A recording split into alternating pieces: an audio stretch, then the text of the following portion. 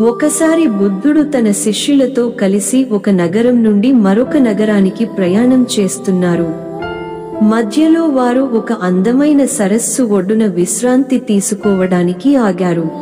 శిష్యులు చెట్ల కింద కూర్చుని బుద్ధుడిని చూస్తున్నారు. అప్పటికి బుద్ధుని వద్ద ఒక శిష్యుడు వచ్చి అడిగాడు, భగవంతుడు, మన మనస్సు కలవరపెట్టే ఆలోచనలతో నిండిపోయినప్పుడు దాన్ని ఎలా శాంతపరచాలి? బుద్ధుడు చెట్టు కింద కూర్చున్నాడు. బుద్ధుడు నవ్వుతూ చెప్పారు, నాకు దాహం వేస్తోంది. దయచేసి ఆ సరస్సు నుండి కొంత నీరు తెచ్చి ఇవ్వగలవా? శిష్యుడు సరస్సు వైపు నడవడం. శిష్యుడు సరస్సు దగ్గరికి వెళ్ళాడు. కాని అక్కడ కొందరు బట్టలు కడుగుతున్నారు. ఒక ఎద్దుల బండి కూడా నీళ్లలోకి వెళ్లి నీటిని కలిపేసింది. నీరు బురదగా మారిపోయింది. శిష్యుడు నీటిని చూసి విచారంతో తిరిగి వస్తాడు. అతను తనలో తానే అనుకున్నాడు, ఇది తాగదగ్గ నీరు కాదు. అతను ఖాళీ చేతులతో తిరిగి వచ్చి బుద్ధునికి చెప్పాడు. కొంత సమయం గడవడం. గంట తర్వాత బుద్ధుడు మళ్ళీ అతన్ని పంపాడు. ఈసారి శిష్యుడు తిరిగి వెళ్లి చూశాడు. నీరు పూర్తిగా స్థిరమై ఉంది. బురద క్రిందకి కురిసింది. నీరు ఇప్పుడు శుభ్రమైంది.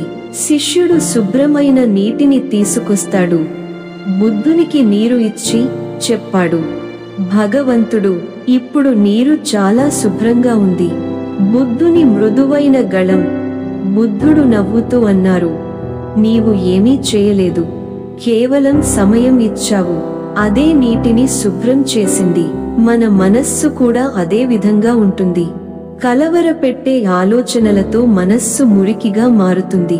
కానీ మనం ప్రయత్నించకుండానే సమయం ఇస్తే ఆ ఆలోచనలు స్థిరమైపోతాయి. మనస్సు సహజంగా శాంతించిపోతుంది. మిత్రులారా, ధ్యానం చేయాలంటే మనస్సును బలవంతంగా నియంత్రించాల్సిన అవసరం లేదు. అది సమయంతో సహజంగా శాంతిస్తుందని గుర్తుంచుకోండి.